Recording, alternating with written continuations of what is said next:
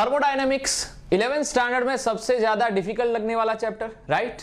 लेकिन दोस्तों कई लोगों को फर्स्ट लॉ ऑफ थर्मोडायनेमिक का रियल मीनिंग ही नहीं पता। अगर रियल मीनिंग नहीं पता है तो आगे चल के वो चैप्टर बिल्कुल डिफिकल्ट होने ही वाला है। सो इसीलिए दोस्तों आज के कंसेप्ट कैप्सूल सीरीज में हम पढ़ने वाले हैं the real meaning of first law of thermodynamic. दोस्तों first law of thermodynamic actually है क्या? सेंटेंस बहुत सिंपल है, लेकिन उसका मैथमेटिकल एक्सप्रेशन और सेंटेंस इन दोनों में क्या कनेक्शन है वही समझ में नहीं आ रहा है। ओके, तो दोस्तों देखते हैं कि क्या होता है एक्चुअली। तो फर्स्ट लॉ ऑफ थर्मोडायनेमिक का स्टेटमेंट तो जो है वो बिल्कुल ही नॉर्मल है दोस्तों, कि energy can not be created, can not be destroy, it can change from one two another. तो ये तो कहीं देखा हुआ और सुना हुआ स्टेटमेंट है। Yes, the energy, the law of conservation of energy, ठीक है। तो law of conservation of energy का मतलब क्या है कि एनर्जी जो होती है वो कंजर्व होती है। कंजर्व होने का मतलब क्या है? कंजर्व होना मतलब वो डिस्ट्रॉय नहीं हो सकता, वो क्रिएट नहीं हो सकता, वो एक में से दूसरे में जाएगा, राइट। इसी चीज को हमें आगे ले जाना है और हमें इसके मैथमेटिकल एक्सप्रेशन के अंदर बिठाना है, तो उसका रियल मीनिंग समझ में आएगा, सामने आएगा, और तो ही आपको कंसेप्ट समझ में आएगा दोस्तों। ओके, तो मैथमेटिकल एक्सप्रेशन क्या है? Delta U is equal to Q plus W. Now what is the meaning of delta U? Delta U जो है वो है इंटरनल एनर्जी चेंज। क्यू क्या है? क्यू का मतलब है हीट। हीट आइदर दो चीजों से होती है, हीट आइदर एंटर होगी सिस्टम के अंदर और लीव होगी। और वर्क क्या है? या तो इस एनर्जी से एनर्जी सिस्टम खुद वर्क करेगा या सिस्टम के ऊपर वर्क होगा। ये दो पॉसिबिलिटी पॉसिबल है, Q एंड W दोनों में दो दो पॉसिबिलिटी पॉसिबल है, राइट। अब देखते हैं उसका रियल मीनिंग। ये तो हुआ हमारा टेक्सचुअल मीनिंग। ओके, तो अब रियल मीनिंग क्या है? देखो, नॉर्मली कोई भी अपना फर्स्ट लॉ ऑफ थर्मोडायनेमिक जो है उसका जो इक्वेशन जो है, ये previous slide delta U is equal to Q plus W. तो क्या मैं इसको ऐसे लिख सकता हूं दोस्तों? तो जरा देखो, तो फर्स्ट लॉ ऑफ थर्मोडायनेमिक का इक्वेशन जो है वो ऐसे लिख सकता हूं, Q is equal to delta U minus W. लिखा जा सकता है? हां, लिखा जा सकता है। तो इसका मीनिंग क्या है कि सिस्टम के अंदर जब मैं Q जितनी हीट डालता हूं या एंटर कराता हूं तो वो हीट दो हिस्सों में बढ़ जाती है। वो हीट कितने हिस्सों में बढ़ जाती है? दो हिस्सों में बढ़ जाती है। Q is equal to delta U minus W.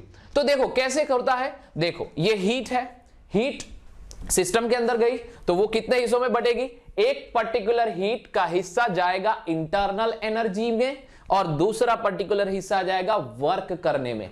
यानी कि सिस्टम में अंदर जितने भी हीट डालते हो उसको दो पार्ट में वो डिवाइड कर देता है। एक पार्ट होता है वर्क डन और दूसरा पार्ट होता है इंटरनल एनर्जी। तो ये सिस्टम, ये इक्वेशन वही बताता है दोस्तों, Q is equal to delta U minus W. इसको मैं कैसे आगे एक्सप्लेन करता हूं, देखिए। ओके, तो देखो, यस, ये दो हिस्सों में बढ़ गया। ओके, आगे देखिए। मान लीजिए कि आपके घर में आने वाली जो इनकम है मैं उसको एनर्जी बोल देता हूं। वो क्या है दोस्तों? एनर्जी, यानी कि हीट। आपके घर में आने वाली इनकम दो हिस्सों में बढ़ती है।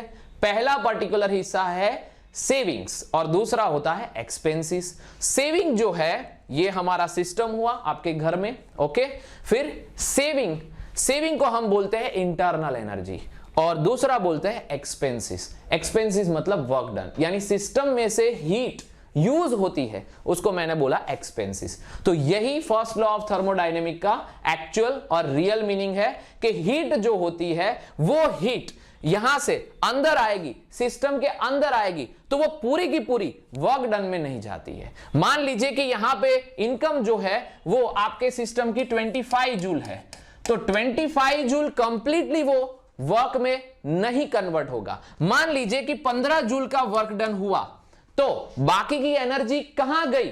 वो डिस्ट्रॉय नहीं हो सकती है। फर्स्ट लॉ ऑफ थर्मोडायनेमिक यही बताता है, वो एनर्जी डिस्ट्रॉय नहीं हो सकती है। वो एनर्जी कहां होगी? तो वो सेविंग, और सेविंग कितना मिलेगा?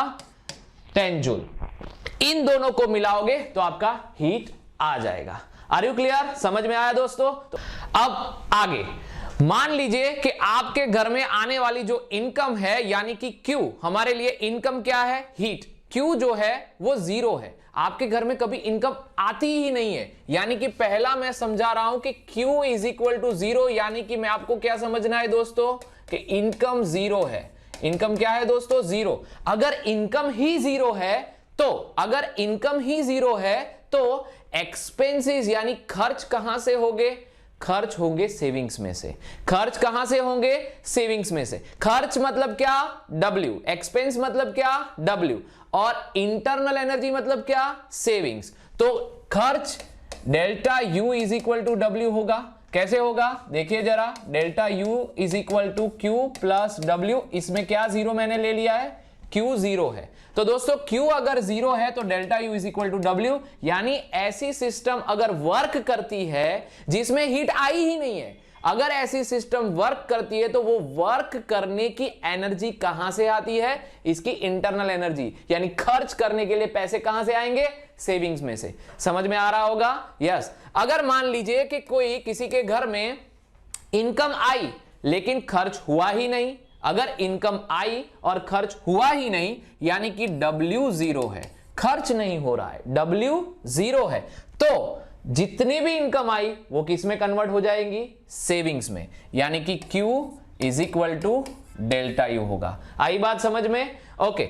और थर्ड पोर्शन जो है कि हम लोग सिस्टम के अंदर हीट आती है लेकिन सारी की सारी खर्च हो गई, यानी कि Q जितना भी आया और वो पूरा का पूरा वर्क डन में यूज्ड अप हो गया। हालांकि वो पॉसिबल नहीं है, आइडियली सिचुएशन है ये पॉसिबल नहीं है। तो जितने भी Q आई वो पूरी की पूरी वर्क डन में कन्वर्ट हो गई। ऐसा कहां पे हो सकता है? तो delta U is equal to 0, यानी कि Q is equal to W।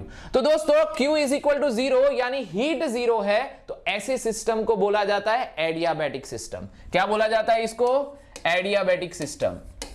Adiabatic system के लिए आपको ये याद रखना है। W0, तो W0 दो पॉसिबिलिटी से ऊपर डिपेंड करता है। W कब 0 हो सकता है? जब आइसोकोरिक सिस्टम हो तब। पहला आइसोकोरिक सिस्टम है तब, आइसोकोरिक मतलब पता होना चाहिए आपको, आइसोकोरिक सिस्टम है तब W 0 होगा। और दूसरा P एक्सटर्नल 0 है तब W 0 होगा। P एक्सटर्नल क्या होना चाहिए?